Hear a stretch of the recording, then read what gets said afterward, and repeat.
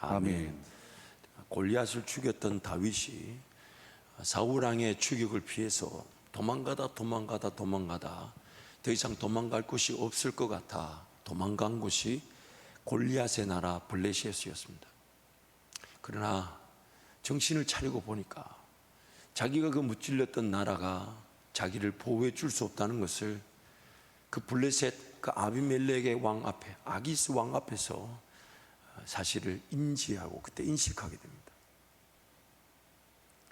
참 안타깝죠. 도망갈 곳이 없어서 유대 광야를 돌고 돌다가, 그래서 순간 자기도 모르게 아마 이런 표현 죄송합니다, 어딘가에 홀렸는 모양이에요. 그래서 도망가다 갈 곳이 없어서 자기가 무찔렀던, 자기가 죽였던 골리앗의 나라 그 블레셋으로 도망갔는데, 자기만 모르고 그 블레셋 왕과 신하들은 다 알고 있었어요. 아니, 저 사람은 우리를 무찔렸던, 그래서 사울은 천천히요, 다윗은 만만이라던 그 다윗 아닙니까? 그제서 다윗이 정신이 번쩍 들어서 미친 척하고 침을 질질 흘리면서 그 아기스 왕 앞에서 도망 나오듯 빠져나오게 됩니다. 아무리 좋은 환경이 갖춰졌다 해도 하나님 품 안에서 인내해야 될 때가 있습니다. 아무리 좋은 삶의 기회가 주어진다 해도 하나님 그분이 느껴지지 않는 그 길이 오히려 광야입니다. 주변을 돌아볼 때 나를 돕는 자가 없는 것 같고, 내 삶이 안 될 것 같고, 내 삶이 어려울 것 같고, 더 이상 희망이 없는 것 같고, 소망이 없는 것 같고, 빠져나갈 구멍이 보이지 않고, 솟아날 길이 없는 것처럼 보여도 하나님 그분 앞에서 인내하는 것이 우리 삶의 최고의 은혜입니다.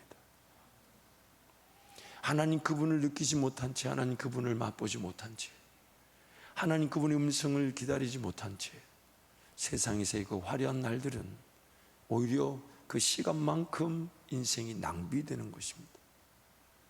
그러나 더디게 보이고 안 되는 것처럼 보이고 힘들게 보이고 어렵게 보여도 하나님 그분을 신뢰하고 하나님 그분을 믿고 의지하며 기다리는 그 인생은, 지금 더디게 보이는 그 시간은 오히려 마치 뿌리가 내려서 더 빠르게 성장할 수 있는 시간을 반드시 만나게 되어 있습니다. 주님이 뭐라고 얘기하셨냐면, 감춰져 있는 것은 드러나지 않음이 없다. 물론 우리의 죄와 우리의 연약함도 하나님이 어느 순간까지 끝까지 참고 인내해 주시지만 그것이 감춰져 있을 수 없듯이, 하나님과 동행하며 하나님 그분을 느끼고 지금은 실력 없어 보이고, 지금은 부족하게 보이고, 지금은 연약하게 보이고, 지금 세상이 알아주지 않는 것처럼 보이고, 지금은 아무도 나를 몰라준다 해도 하나님이 드러내신다 하면, 마치 멜기세덱이라는 자가 갑자기 나타나서 아브라함에게 그 11조를 받으며, 히브리서 말씀 보니까 그 멜기세덱이라는 자가 갑자기 족보도 없고 예측도 안 되는 그가 갑자기 등장한 예수 그리스도의 모형인 듯 그렇게 소개되고 있고, 엘리야 같은 선지자도 마찬가지입니다. 그의 기록은 아무것도 알 수가 없습니다. 그저 때가 되니 하나님이 세우시니까 그 이전 기록이 무엇이었는지, 어떤 삶을 사는지 이런 건 하나님께 아무런 중요한 문제가 아니더라는 거예요. 하나님 개의치 않으신다는 거예요.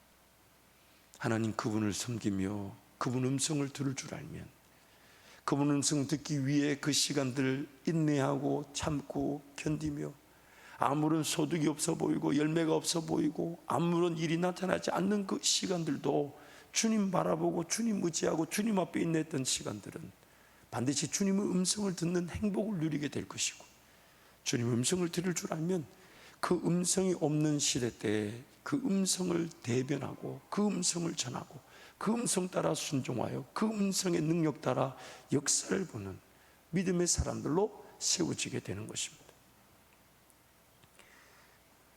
그 땅에 흉년이 들었다. 그 땅에 흉년이 들었다는 표현은 땅에 소출이 없는 상태를 말합니다. 경작을 실패한 것입니다. 심겨져야 하는 것이 심겨지지 않는 것입니다. 하나님의 통치와 다스리심이 나타나지 않은 것입니다. 사람이 살 수 없는 땅이 되어버린 것입니다.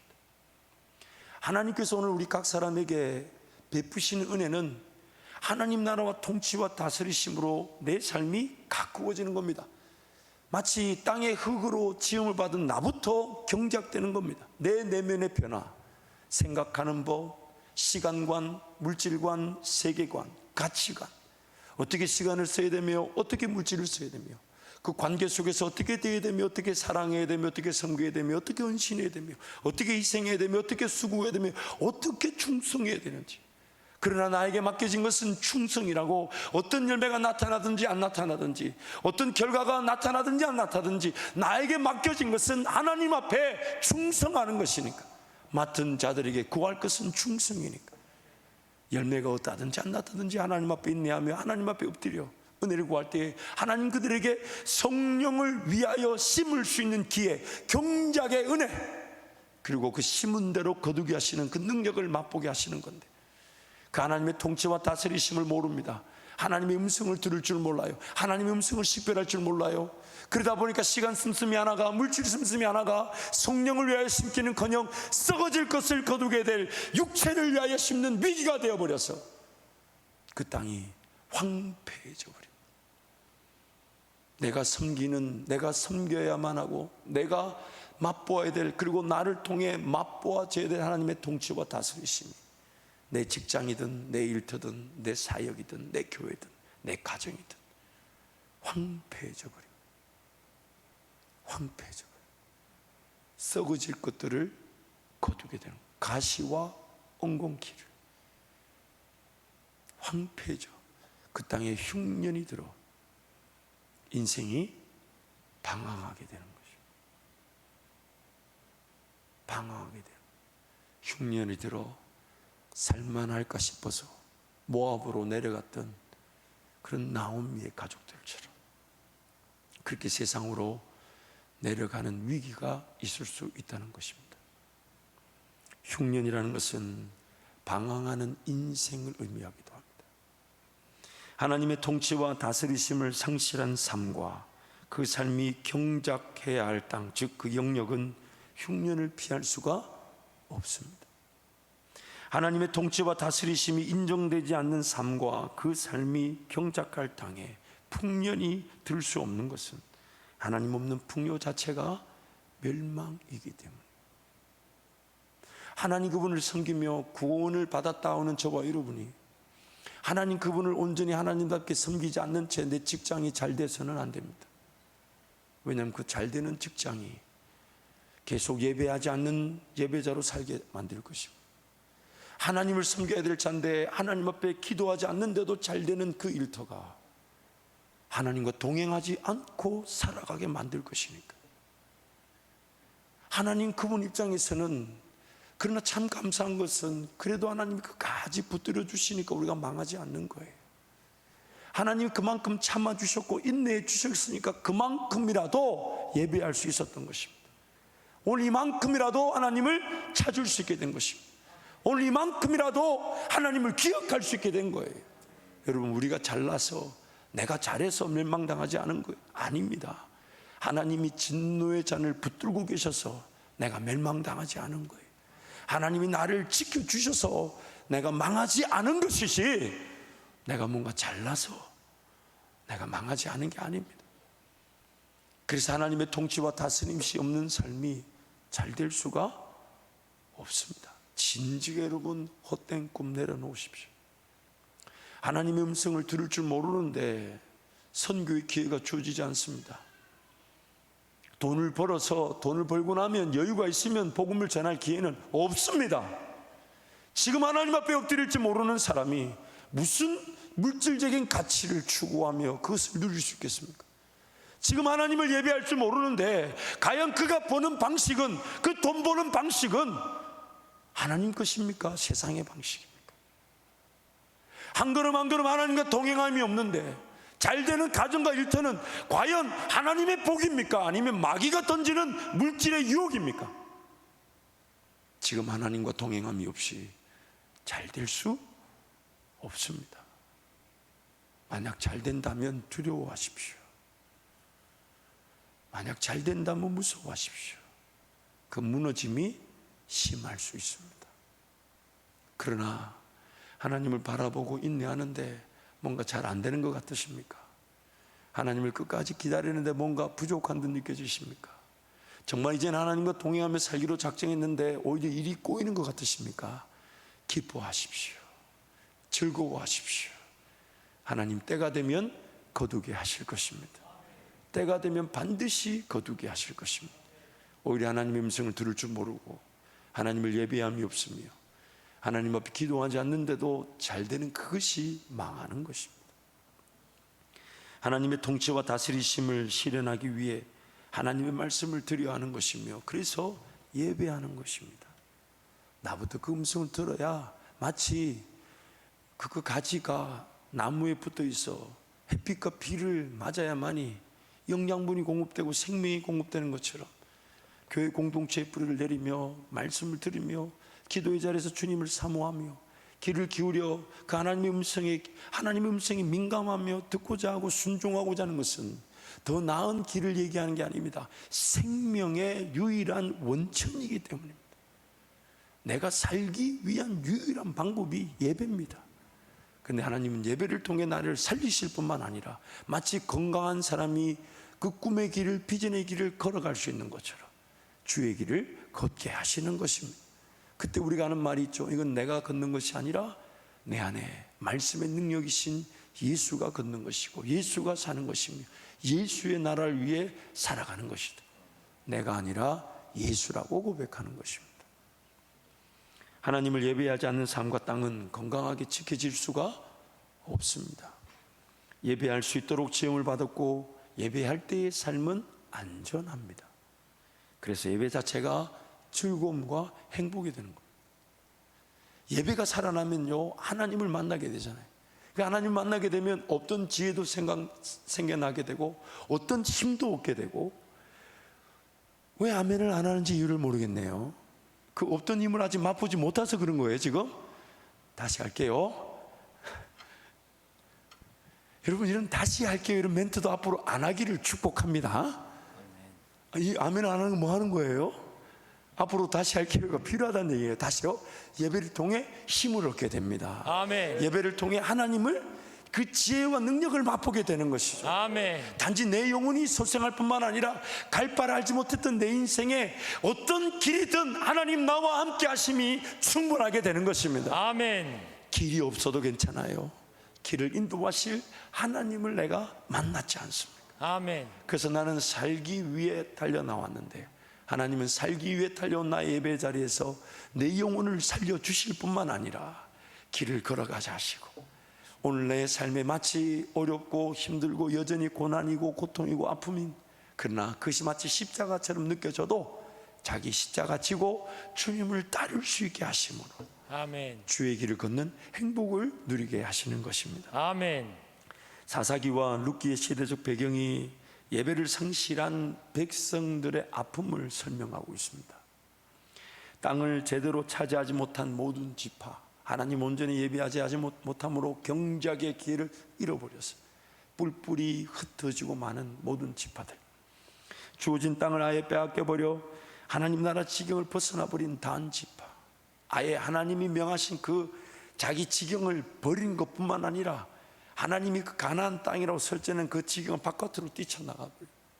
그래서 요한계시록에 영적 유산들이 주어질 때에 그 단지파 이름은 거론되지 않습니다. 자기 기업에서 예배가 사라져 방황하는 유다지파 베들레헴 지역 레인. 왜 레인이 방황하게 됐을까요? 레인은 땅을 경작할 땅을 받지 않았습니다. 그 지파 안에 백성들이, 그 지파 구성원들이 하나님의 은혜로 그 땅을 경작하여 열매를 거뒀을 때 그 열매는 하나님을 예배할 수밖에 없을 때, 그 예배할 때 드려지는 그 예물이 레위인들의 유산이었습니다. 그러나 예배자가 사라지다 보니까 그 레위인들도 유산을 받을 수 없으니까요 방황하기 시작한 거예요. 에브라임 지파 미가 가정에 셀프 제사장 세우기, 제사장이 없었든지 아니면 제사장이 있는 곳이 멀다고 생각해서 자기 집에다가 자기 아들 하나를 감히 하나님을 예배하는 제사장으로 세우고, 그리고 그 에브라임 지파에서 방황하던 레인이 마침 그 집에 마치 니느웨로 가라고 했는데 안 가고 도망가려고 했더니 다시스로 가는 밴을 만난 것처럼, 제사장이 있었는데 멀어서 안 갔든지 아니면 제사장이 없어서 자기 집에 제사장을 세우려고 했더니 때마침 지나가는 레인이 그 집에 턱 들어가 우리 집에 제사장이 되라고, 기름 부은 자가 아니면 될 수 없는 그 제사장을 자기네들끼리 막 세우는,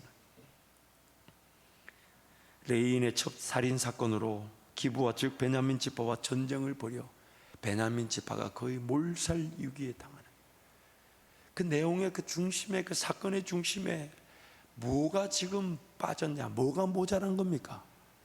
하나님을 온전히 예배하지 않았다는 겁니다.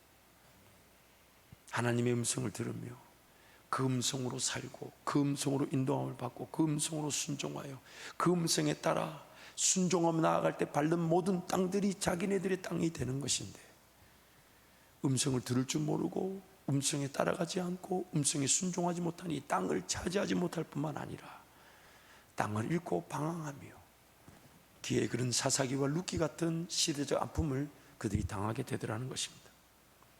그러므로 이러한 상황은 뿌리를 내리지 못한 오늘 그리스도인들의 방황에도 우리가 맞춰 볼 수 있을 것입니다. 하나님께서 떠나게 하실 때는요, 새로운 길을 가자 하실 때는 하나님과의 관계를 위한 여정의 시작의 때일 수 있습니다.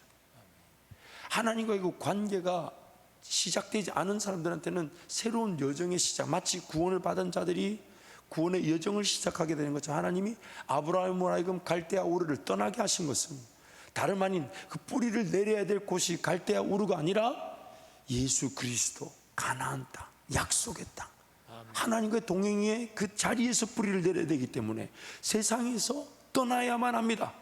아멘. 그리고 하나님과의 관계가 시작된 경우는 하나님 안에 거하는 것, 뿌리를 내려야 하는 때입니다.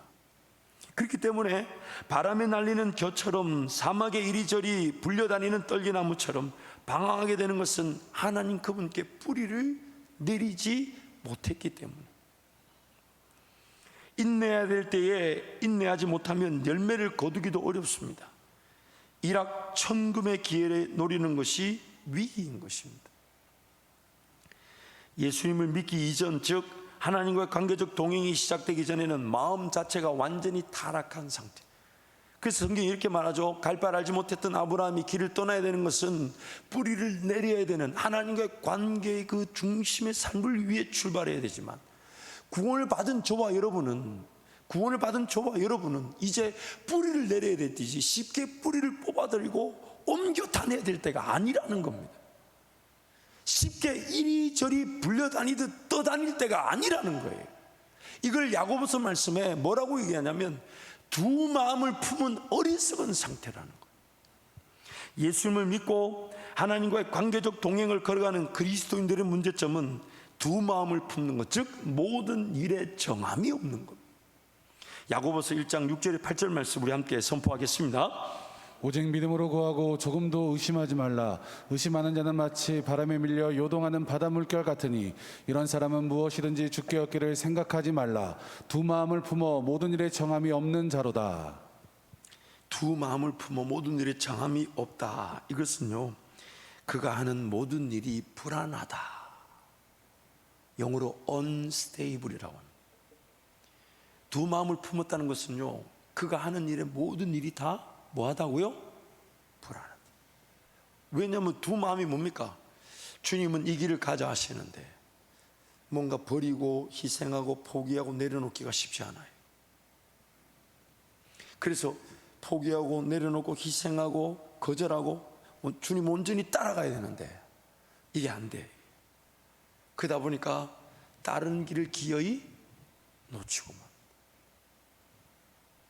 맙니다. 언제까지요? 내려놓고 포기하고 죽일 때까지. 근데 그 내려놓고 포기하고 죽이는 때가 언제인 줄 아십니까? 그게 내 힘으로 관리가 안 되고 어떤 분이 저한테 그러시더라고요. 목사님, 이제는 던지고 싶어도 던지지도 못합니다. 제가 미국에 있어 보니까, 물론 한국에도 마찬가지겠죠.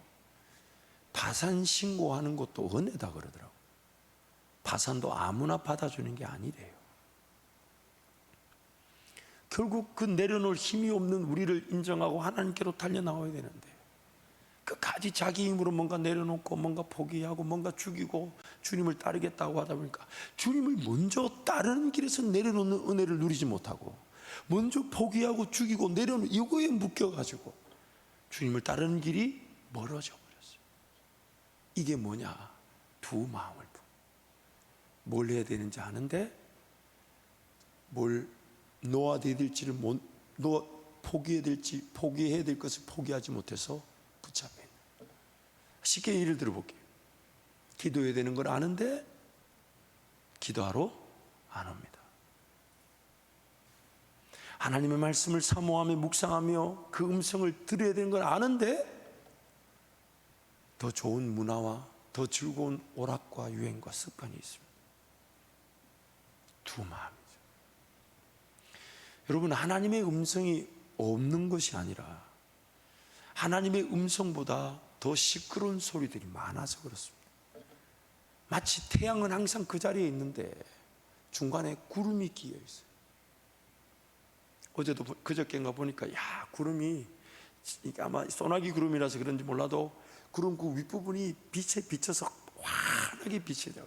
구름 저 너머에 항상 태양은 비추고 있는데 구름 같은 것들이 그 태양과 내 사이에 가득한, 마치 말씀이 자라야 되는데 세상의 염려, 근심, 걱정, 재리의 유혹들 가시떨기처럼 자리 잡고 있어서 말씀이 자라지 못하는 것처럼 두 마음을 품은 거예요. 두 마음. 뭘 해야 되는지 모르는 그리스도인이 있습니까? 지금 당장 나에게 필요한 게 뭔지 모르는 성도가 있습니까? 근데 알면서 안 해요. 아니, 못한다고 칩시다. 못할 수밖에 없는 죄인이에요. 근데 안타까운 것은 두 마음을 품어 모든 일이 다 불안하다는 거예요. 모든 일이. 99%의 순종은 불순종입니다. 주님 나에게 10가지를 얘기하셨는데 9가지를 행하고 1가지를 행하지 않으면 불순종입니다. 오늘 나의 상태가 이런 두 마음이다 보니까 자꾸만 시달리는 거죠. 그래서 예수 믿는 것 자체도, 예수 따르는 것도 그게 즐거움이고 행복이고 기쁨이라는데 안 되니까 막 어려운 거야. 해야 되는데, 기도의 자리 가야 되는데, 말씀의 자리 가야 되는데, 그 자꾸 못 가고 있는 그 상태에 머물러 있어. 자꾸. 그럴 때 기도 부탁도 하고 함께 동력하는 애들이 나를 위해 기도해, 그렇게 살아나야 되는데 그러다 보니까 점점 도태됩니다. 점점. 여러분, 비대면으로 예배를 드리지만 어쩔 수 없이 부득불 드려지는 예배 자리가 어떤 얘기는 또 뜨거운 성령 충만의 예배일 수 있습니다. 그렇지만 영상으로 예배 드려 보니까 예배가 잘 되던가요? 잘 되던가요? 저도 정말 제가 새벽 기도를 제가 제주도 가 있을 때 새벽 기도를 드리는데 정말 하나님 앞에 너무 죄송해요. 교회에서 새벽 기도 드릴 때만큼 일찍 안 일어나더라고요. 옷도 잘 안 갈아입으려고 그러더라고요. 그래가지고 벌떡 일어나서 회개하고 세수하고 씻고 옷 갈아입고 미리 준비하고 그렇게 예배를 드리는데 치열한 싸움이 필요하더라고요. 치열한 싸움. 제가 어제도 수요일날 우리 충동부 가서 말씀을 전하면서 그런 얘기를 했어요. 아마 여러분도 마찬가지예요. 나에게 필요한 거, 나에게 있어야 되는 거, 나에게 유익한 거, 선한 것은 부단히 애를 쓰고 노력해도 습관으로, 문화로 세워지기가 쉽지 않은데, 하지 말아야 될 거, 해독한 거, 또 위험한 거, 그런 중독, 게임, 즐거움, 이런 거는 그리 힘을 쓰지 않아도 얼마나 자리를 잘 잡는지 몰라요. 그만큼 우리가 죄에 길들어져 있습니다. 태어날 때부터 죄 가운데서 태어났어요. 태어날 때부터 죄 가운데 사로잡혀 평생 죄에 시달리다가 그렇게 하나님 앞에 설 수 있는 게 우리의 위기인 겁니다. 이것을 야고보서 4장 13절 16절은 이렇게도 표현하는데, 한 절씩 교독하면요. 들으라, 너희 중에 말하기를 오늘이나 내일이나 우리가 어떤 도시에 가서 거기서 1년을 머물며 장사의 이익을 보리라 하는 자들아, 내일 일을 너희가 알지 못하는도다. 너희 생명이 무엇이냐? 너희는 잠깐 보이다가 없어지는 안개니라. 두 절 함께 갑니다. 너희가 도리어 말하기를 주의 뜻이면 우리가 살기도 하고 이것이나 저것을 하리라 할 것이거늘 이제도 너희가 어떠한 자랑을 하니 그러한 자랑은 다 악한 것이라. 말은, 목사님 저희 비즈니스 잘 되면요 제가 선교하겠습니다. 하나님 이번 이거 목사님 잘 되면요 목사님 기대하시라 깨봉박두. 제가 그건 제 건데 함부로 쓰지 않았으면 좋겠습니다. 제가 꼭 부탁을 드려요. 나중에 하나님 잘 되게 하실 겁니다. 나중에 계획하신 그 일이, 계획한 그 이상 열매를 맺게 하실 거니까 오늘부터 비즈니스를 위한 좀 금식하며 기도하면 어떻겠습니까? 시간을 좀 정해서 하나님 앞에 은혜를 구하면 어떻겠습니까? 이제는 하나님 내 방식, 내 뜻대로 이 비즈니스를 운영하는 것이 아니라 하나님의 특별한 인도하심과 하나님이 주시는, 그래서 이전의 방식은 오히려 나를 이 비즈니스에 독이 된다고 생각하고 좀 사도 바울의 고백처럼 배설물로 해로 여기고, 오늘부터 하나님이 주시는 지혜, 오늘부터 하나님 주신 지식에만 목숨 걸고 기도하면 어떻겠습니까? 제발 그렇게 한번 갔으면 좋겠습니다. 하나님은 때가 되면 열매를 거두게 하시지만 그 열매가 없다 해도 지금 하나님이면 충분한 그 사람을 찾고 계시니까 그렇게 기도하면 어떻겠어요? 그럼 막 기도하겠다 그래요. 그러면 목사는 또 순진해가지고 그 다음날 새벽 되면 그 사람을 찾아요. 다 보고. 그러면 또 어김없이 안 옵니다. 그럼 제가 예전에 좀 관계가 되면 전화해서 경고합니다. 차라리 비즈니스 닫는 게 어떻겠습니까? 안 하는 게 어떻겠습니까?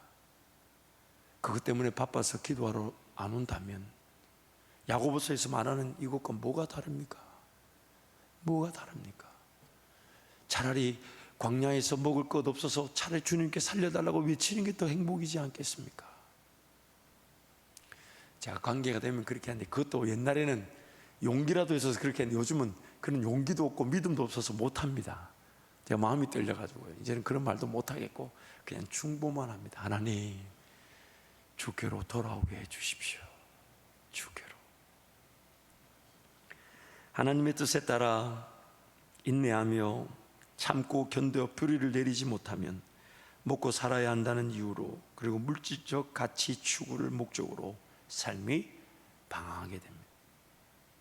이곳에서 장사하여 이득을 보겠다, 저곳에서 장사하여 이득을 보겠다, 저렇게 투자한다 하더라, 이렇게 투자한다 하더라.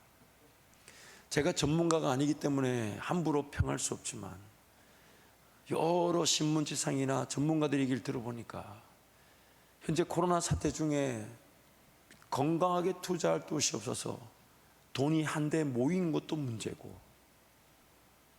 더군다나 그 부동산에 다 돈이 모이니까 돈 없는 사람도 어떻게든 끌어모아서 거기에 집중하다 보니까 거기에 우르르 다 돈 내고 돈 먹게 하고 있대요. 먼저 돈 낸 사람이 뒤에 돈 낸 사람 돈 가져가고, 그 뒷사람보다 그 뒷사람이 낸 사람이 그 앞에 사람 거 채워주고 있다고. 제가 그걸 보면서 야, 이 사람은 전문가인데도 이렇게 간단하게 얘기하는구나. 그런데 저와 여러분도 그게 불안한 거예요. 그래도 내가 그게 같이 기승해야 되는 거 아닌가? 편승해야 되는 거 아닌가? 같이 투자해야 되는 거 아닌가? 그렇습니까, 여러분? 그런 겁니까? 우리도 같이 그래야 됩니까? 그럴 때 하나님 앞에 좀 물으면 어떨까요? 하나님, 저도 그렇게 해야 됩니까?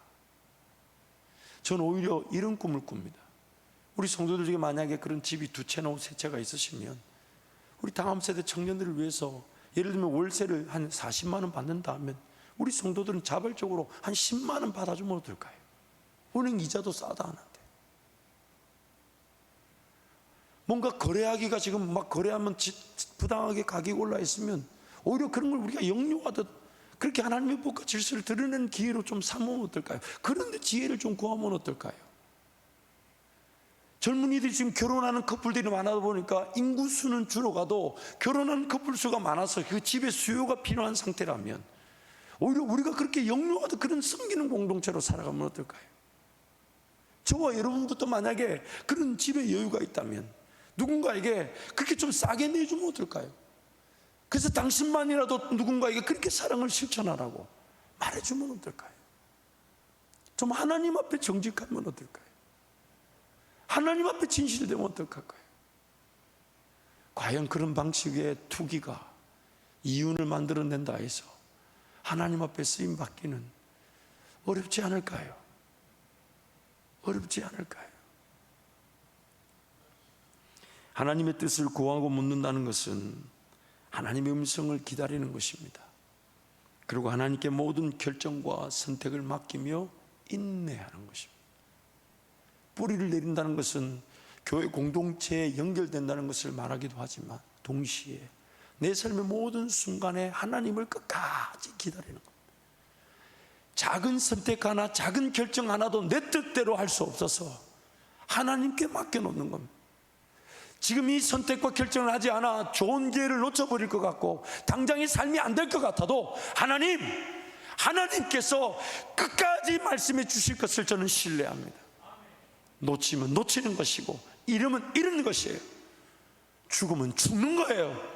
왜냐하면 쓸데없는 길에 가서 헛된 것, 잘못된 것을 시간이라고 물질이라고 투자해서 심겨지는 것보다, 그래서 잘못된 열매를 그걸 또 정리하고 처리하고 죽이고 포기해야 되는 인생에 그런 시간이 낭비될 수 있으니까 차라리 안 씻는 게 낫지 않을까요?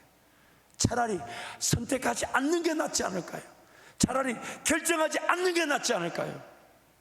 제가 살아보니까요, 분명한 것 한 가지는요, 급하고 분주하고 빠르게 결정해 달라고 요청하는 것만큼 마귀의 길이 아닌 게 없었습니다. 하나님이 일하실 때는 평안이고요, 안정이고요, 위로고요, 그 분명한 길이 열린 대로가 되는 것인데 지금 당장 결정하지 않으면 안 될 것 같고 지금 당장 선택하지 않으면 안 될 것 같은 그 위기, 그 분주, 그 바쁨은요 하나님의 길이 아닙니다. 그동안 그가 하나님 앞에 인내하며 기도하지 못했거나 아니면 그 분주하고 바쁜 중에 결정하지 않으면 안 될 만큼 위기를 느끼는 것은 하나님과 동행하고 있지 않다는 뜻입니다. 죄인들의 문제점은 자기 스스로가 해결의 주체가 되어 쉽게 떠납니다. 불의를 내리지 못합니다. 회피합니다. 주로 환경 탓을 하죠. 나를 못 알아봐 주는 것 같고 나에게 기회를 안 주는 것 같고 나를 인정해 주지 않는 것 같고 여기 아니고 다른 데 가면 더 좋을 것 같고. 제가 항상 두려웠던 게 뭐냐면 현재 주어진 위치는 하나님 나에게 허락하신 최고, 최상, 최대 은혜가 최적절하게 주어진 자리입니다. 하나님이 지금의 이 한밭 제일교회에서 담임 목사로서의 김종진을 이거보다 더 사랑하실 수 없어요. 하나님 나를 지금 최고로 사랑하시고 최상으로 사랑하시고 최대 은혜를 최적절하게 베푸신 거기 때문에, 그래서 그걸 저는 어떻게 적용하냐면 지금 내가 여기서 은혜를 맛보지 못하는 것이 더 좋은 곳에 가서 은혜를 맛볼 수 있는 기회로 이어질 수가 없습니다. 내가 지금 여기서 하나님을 느끼지 못한 것이, 하나님의 은혜를 맛보지 못한 것이 더 좋은 환경이 없어서가 아니라 지금 인내해야 될 때고 지금 하나님 음성에 갈급해야 되며 죽자 사자 하나님 앞에서 인내해야 될 때고 하나님만을 바라봐야 될 때지. 더 좋은 환경, 더 좋은 곳, 지금 이곳이 최상의 자리고 지금 이곳이 하나님 나를 최고로 사랑하는 자리며 지금 나에게 베푸신 은혜가 최대의 은혜가 최적절하게 주어진 자리입니다.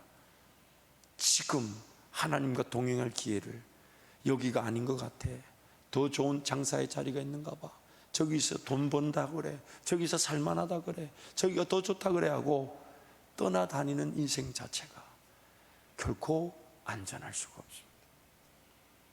먹고 살만 해도 블레셋보다는 먹고 사는 것이 안전하지 않은 광야가 더 안전합니다. 광야가 더 안전합니다. 하나님께서 원하시는 것은 하나님과의 관계 중심의 삶, 즉 예배 생활, 말씀 생활, 기도 생활, 교회 생활이 더욱더 견고하고 행복하고 즐거운 것인가? 하나님은 요거 한 가지만 보세요. 좀 쉽게 적용해 보면, 이렇게 적용해 보면 좋을 것 같아요. 여러분 무슨 결정을 하고 무슨 선택을 할 때 내가 하나님을 더 예배할 수 있는 기회인가? 내가 하나님을 더 말씀을 묵상하며 느낄 수 있는 기회인가? 내가 하나님께 더 기도할 수 있는 기회인가? 아무리 좋아 보여도 내 기도의 자리가 위협을 받는다면, 아무리 훌륭한 그런 오퍼가 떨어져도 하나님과의 관계 중심의 삶이 느슨해질 수 있다면 거절하는 거예요. 노하는 거예요. 나의 삶의 목적은 하나님 그분을 더 경험하는 것이고, 그래서 시편 기자가 뭐라 합니까? 하나님을 맛보아 알지어다. 세상에서의 화려한 첫날보다 주의 전에 문지기로서 하루가 더 낫다. 그러므로 내 삶의 모든 선택과 결정은 여기에 맞추면 됩니다. 내가 하나님을 더 예배할 수 있는가? 내가 하나님을 더 기뻐할 수 있는가? 내 기도의 자리가 더 깊어질 수 있는가? 내 섬김의 자리, 헌신의 자리, 충성의 자리. 여러분 제발 부탁드리는데, 아무리 좋은 사업에게 직장에게 주어져도 주일 성수 못하게 하고 내 섬기는 교사 자리 내려놓게 하고 목자 자리 내려놓게 하면 망하는 자리입니다. 망하는 자리입니다. 나에게 맡기신 헌신과 충성과 수고의 자리를 내려놓게 하는 그런 좋은 유혹은 나를 결코 세워주는 자리가 아니에요. 차라리 노하는 거예요. 아무리 좋아 보여도 죄송합니다. 제가 주일날은 시간이 되지 않습니다. 죄송합니다. 제가 우리 이 섬기는 이 학생들을 놓고 그런 좋은 직장, 좋은 사업의 기회, 글쎄 죄송합니다. 죄송합니다. 차라리 내가 좀 굶죠. 더 좋은 기회를 통해 내가 풍성하는 것보다 내가 좀 굶고 내 허리띠를 쫄라매면서 주님 섬기는 게 더 행복하지 않겠습니까? 언제 내 인생이 끝나 주님 앞에 서게 될지 모르는 것인데, 세상에서 그 말하는 그런 부귀영화, 명예, 물질 있을 수 있습니다. 하나님이 도구로 주시는 경우가 있지만 그것 자체가 목적일 수는 없어요. 하나님이 그러한 것들을 하나님 나라를 위해 섬길 수 있도록 내 손에 부어주실 수 있는 도구는 될 수 있지만 그 도구가 내 삶의 존재 이유와 목적이 될 수는 없는 것입니다. 그래서 모든 선택과 결정에 기준이 분명해요. 내 마음은 확정되어 싸우니 내가 주를 기뻐할 것입니다. 내가 하나님을 즐거워할 것입니다. 내가 하나님을 예배할 것입니다. 내가 하나님의 음성을 들으며 하나님과 동행하는 이 기도와 말씀의 자리를 놓치지 않을 것입니다. 저는 한밭제일교회에 와서 두 가지를 분명히 깨달았습니다. 물론 더 많은 것이 있는데 큰 카테고리를 정하라면 첫 번째는 하나님보다 먼저 앞서 걸어갔던 제 욕심, 정욕, 제 인간적인 계획들, 생각들, 방법들. 참 그게 또 웃겨요. 제 가정이든 혹은 죄송합니다, 우리 목사님들, 전사님들로 상의하다 보면 저 사람들도 저보다 아이디어가 없다 보니까 제가 앞서가는 아이디어가 그 앞서가는 아이디어인 줄 모르고 또 열심히 좋다고 따라 같이 힘들어지고. 아니, 물론 저분들 탓을 하자는 게 아니에요. 여러분 탓을 하자는 게 아니에요. 김동현 목사님 고개라도 좀 끄덕여주고 펜이라도 좀 들어주고 해야지. 바닥에 하나님보다 앞서가는 저 자신을 발견했어요. 그래서 자세를 좀 바꿨어요. 뭐 이렇게 바꿨냐면 내 기도의 자리, 내 말씀의 자리, 하나님과의 동행의 자리, 그러면서 정해진 시간에 사역을 위해서 기도하며 하나님께 지혜를 구하는 그걸 우선순위로 딱 잡아놓고, 그래서 이제는 일이 안 돼도 일을 좀 못하는 것처럼 보여도 어쩔 수 없다. 심지어 주님이 너 한밭제일교회 담임 목사로서 자격이 되지 않는다고 옮기신데도 어쩔 수 없다. 내가 주님을 사랑하듯 기도하며 주의 음성을 기다리고 나와 주님과의 관계, 예배의 자리, 말씀의 자리, 기도의 자리보다 더 앞서갈 것은 아무것도 없다. 그래서 기다리기로 했어요.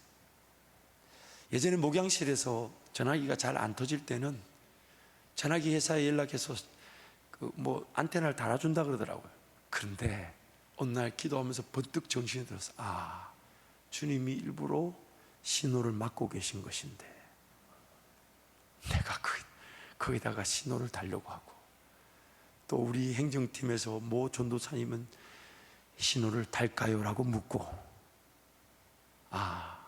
그래서 목양실이 너무 좋아요. 제가 의도하지 않아서 제가 전화가 잘 안 되는 거는 목양실 신호가 잘 안 터져요. 말이 뚝뚝 끊어지고. 그래서 감사하다. 그런데 감사한 것은 오히려 하나님이 일하신다 하시니까 저부터 따라가는 것 같아서, 물론 그렇다고 제 기도의 자리가 충분하다 말할 수는 없어요. 그렇다고 제 말씀의 자리가 충분하다 말할 수는 없지만, 더 사모하고 더 갈급해하고 더 목마르지만, 그러나 염려가 없어요. 두려움이 없어요. 물론 그러다가 또 쓰러지고 넘어지기도 하고 심지어 죄를 짓기도 합니다. 그럴 때 또 달려나와 주님 살려주십시오, 주님 도와주십시오. 그렇게 매달리니까 제 인생이 기도한다는 것이 오히려 기도가 나를 지킨다는 거를, 말씀의 자리, 예배 자리가 나를 오히려 안전하게 지키신다는 것을 좀 배우게 된 것 같습니다. 사랑하는 성도 여러분, 우리 인생의 최고의 행복은 하나님 그분을 느끼는 것이고, 하나님 그분을 만나는 것이고, 하나님 음성을 듣는 것입니다. 하나님의 말씀이면 충분하기 때문입니다. 그래서 마지막으로 결론은, 흉년의 때에 하나님은 빈들에서 나를 부르십니다. 비록 내가 잘못 심어 황무지가 되었다 할지라도, 내가 경작의 길을 놓쳐버려 지금 가정이든 직장이든 일터든 어떤 사역조차도 열매가 없는 것처럼 느껴도, 하나님은 지금 그 자리에서 다시금 장미 꽃밭이 되게 하시, 그 하나님 은혜가 누려지기를 원하십니다. 왜냐하면 단 하나의 땅도 잃어버리기를 원치 않으십니다. 광야 훈련을 제대로 받을 수 있도록 인도하십니다. 실패, 실수, 그리고 죄로 인해 황량한 들판에서 하나님 다시 나를 만나주십니다. 하나님을 온전히 의지하지 않으면 안 되는 상황에서 항상 기다리고 계십니다. 그렇기 때문에 나의 자발적 죽음과 부인의 자세만을 요구하십니다. 내가 죽지 않으면 죽지 않은 내가 나를 죽이기 때문입니다. 한번 따라 하실까요? 내가 죽지 않으면 죽지 않은 내가 나를 괴롭힙니다. 몰아내지 않으면 몰아내지 않았던 그 옛 주민들이 가시와 올무가 된다고 말씀했어요. 그래서 지금 설교 서두에도 말씀드렸잖아요. 예수님을 왕으로 모시지 않으면요, 내가 하나님의 선택된 받은 백성이라면 예수님을 왕으로 인정할 수밖에 없는 위기를 당하게 되어 있습니다. 그래서 성경이 이렇게 제안하는 거예요. 그렇기 때문에 그런 구약의 이야기들을 미리 보면서 지금 자발적으로 자기를 부인하고 십자가 지고 주님을 따르겠느냐, 아니면 네 마음대로 살았다가 주 터지고 난 다음에 주님께로 돌아오겠느냐, 이렇게 물으시는 거거든요. 지금 그렇잖아요. 자발적으로 자발적으로 자기 부인을 인정하겠느냐, 아니면 어쩔 수 없이 죽고 부인되는 자리에서 하나님을 찾겠느냐. 이게 오늘 하나님 우리에게 끊임없이 도전하는 내용. 초림의 예수의 길을 예비한 세례 요한은 빈들에서 성장했다고 말합니다. 누가복음 1장 80절 보니까 아이가 자라며 심령이 강해지며 이스라엘에게 나타난 날까지 어디에 있었다고요? 빈들에 있었다. 예수님께서 사역을 시작하시기 전 가장 먼저 보여주신 모습도 빈들, 즉 광야에서 하나님의 말씀만 의지하여 시험을 이기시는 것이었습니다. 하나님께서 항상 빈들 상황을 원하십니다. 하나님의 음성에 절대적으로 민감하게 반응하여 듣고 순종할 줄 아는 이들을 찾고 계십니다. 이들이 바로 예배자입니다. 제가 빈들 상황이라고 표현한 이유가 뭐냐면, 뭔가 열매가 있고 뭔가 영향력을 가졌고 뭔가 저 사람은 정말 인정받을 만한 사람인데 그 사람은 항상 그것을 자기 것으로 여기지 않습니다. 왜냐하면 그것은 내가 한 것이 아니라 예수가 한 것입니다. 그래서 자기는 항상 빈들 상황을 만듭니다. 뭔가 가졌다 해서 가졌다고 얘기하지 않습니다. 그렇다고 없다고 해서 그 없는 것에 묶이지 않습니다. 제약을 받지 않습니다. 항상 빈들 상황. 그러니까 알고 보니까 그 빈들 상황에서 하나님의 음성이면 충분하다라고 인내했던 그들이 그 빈들의 개척자들이 되고, 그 빈들에서 사막에 강을 내시고 광야에 길을 내시는 하나님의 그 역사를 드러내더라는 것이죠. 그러므로 사랑하는 성도 여러분, 나오미와 그 가족들이 허락하신 땅을 잘 경작하지 못하여 흉년을 당해서 모압으로 내려갔던 그 장면을 보면서 그럼 우리도 세상으로 내려가야 될까요? 아니면 하나님의 음성 앞에 인내해야 될까요? 하나님 우리에게 도전하시는 겁니다. 삶이 어렵기 때문에 일단 살고 난 다음에 하나님을 예배하는 게 아닙니다. 그 어려워진 것이 왜 어려워졌냐면 하나님을 예배하지 않았기 때문에 어려워진 것이, 하나님은 지금 그 예배를 회복하기를 원하시는 거예요. 그래서 여러분, 기도의 자리로 달려 나오십시오. 예배의 자리로 달려 나오십시오. 하나님은 이미 거기서 나를 기다리고 계십니다. 특별히 저는 이제 저희 교회 와서 보니까 저희 원로 목사님이 새벽 2시부터 5시까지 이 예배 기도의 자리에서 기도하는 걸 보고 제가 처음에 막 따라 하려고 했다가 죽을 뻔했잖아요. 전신 소양증이라는 게 생겨가지고 조금만 건드려도 막 두드러기가 나고 간지러워서 몸을 견딜 수가 없어요. 그래서 한의원에 갔더니 뭐라 그러냐면 잠을 좀 자라 그래요. 왜냐하면 저녁에 청년들 사역하고 뭐 밤새 사역하고 새벽 2시에 나도 깨운다. 그래서 막 젊으니까 2시간 자고 3시간 자고 기도의 자리에 갔더니 그렇게 한 6개월 정도 지났더니 전신 소양증이라는 게 생겨가지고 정말 죽을 뻔했습니다. 가려워서 조금만 밤새 끌어나라고 잠을 못 잔 적이 한두 번이 아니었어요. 그래서 안 되겠다, 내가 이렇게 진짜 죽겠다. 그래서 아까 말씀드린 대로 그냥 다 잃어버려도 사역에 열매가 없는 것처럼 보이고 일이 안 되는 것처럼 보이고 내 계획이 이루어지지 않는 것처럼 보여도 내가 하나님 앞에 순수하게 달려가서 내 기도의 시간, 나를 살려주실 때까지, 나를 회복시켜 주실 때까지, 나를 일으켜 주실 때까지 내가 그 예배의 자리, 기도의 자리, 말씀의 자리에 내가 머물러야 되겠다. 신기한 일이 일어나기 시작했어요. 그러다 보니까 오히려 시간 관리가 더 잘 되고 쓸모없는 데서 휘둘려 다니지 않더라고요. 그러면서 새벽을 점점 일찍 깨우기 시작했어요. 4시 반, 4시, 3시 반.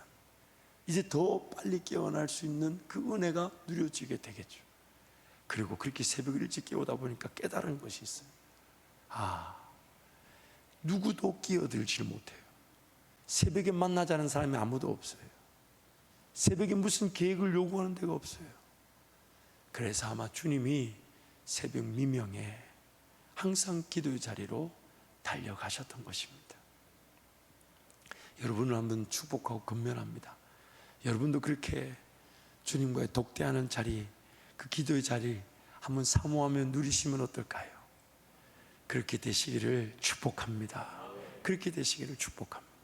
그 어떤 것보다 주님을 기다리고 주님을 의지해서 주님과 동행하는 우리 한밭질 모든 성도들이 되시기를 축복합니다.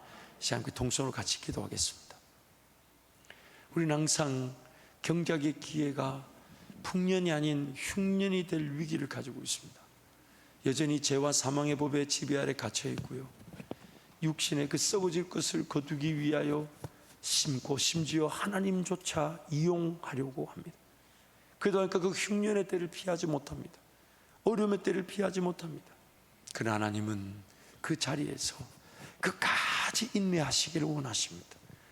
메마른 광야 같고 사막 같고 열매가 전혀 없는 정말 먹고 사는 것조차 힘들고 어려워 보이도 여러분 잊지 마십시오. 공중의 새를 먹이듯 들의 풀을 입히시듯 하나님이 지금 그 사막 같은 자리, 광야 같은 자리, 메마른 그런 황량한 길에서도 하나님과 다시 시작하길 원하십니다. 세상에 이것저것 여러분 떠돌아다니지 마십시오. 여기서 이렇게 산다 하더라, 저렇게 돈을 번다 하더라, 이렇게 투자한다 하더라. 여러분, 그것이 중요한 게 아니에요. 나에게 주시는 하나님의 음성, 내 길을 인도하기를 원하시는 하나님의 인도하심. 이 시간 주님 잡고 함께 기도할 때 하나님 그 은혜를 놓치지 않게 하여 주옵소서. 아멘. 하나님의 음성 앞에 인내하게 하여 주시고, 아멘. 분별하는 은혜, 음성을 식별하며 그 음성으로 즐거워하는 예배가, 기도가 살아나게 하여 주옵소서. 아멘. 주님 잡고 함께 기도합니다. 주여